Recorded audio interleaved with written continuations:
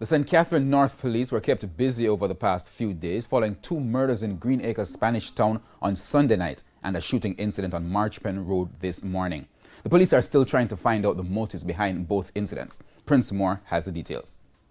Bright and early Monday morning, the St. Catherine police were busy on a crime scene on Teresa Road and Green Acres, Spanish Town. It's the location where 39-year-old Sharon May Brown and 64-year-old Trevor Stewart, both from the community, were attacked. It was reported that sometime after 9 o'clock, residents heard screams for help. However, the victims were not discovered until sometime after 7 o'clock Monday morning. She came home with a gentleman, and a lone man on foot pounced on them.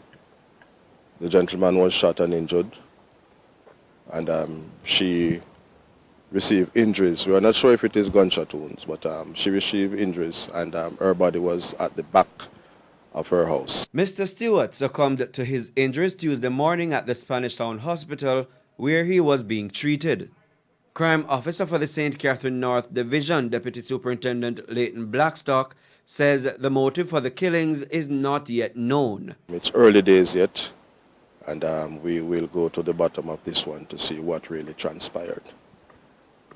This is a very quiet community, upscale, and something like this, you know, would just cause residents to be a little scared. But we just want to implore on them to allow the police to do our work and to assist us in any way that they can. We will be back to do our canvassing and to continue the investigation with this homicide. Meanwhile, a shootout ensued on Marchpen Road Tuesday morning. It's not clear how the incident unfolded, but up to news time, there were no confirmed fatalities. Since the incident, there has been a heavy security presence in the area. Prince Moore, TVJ News.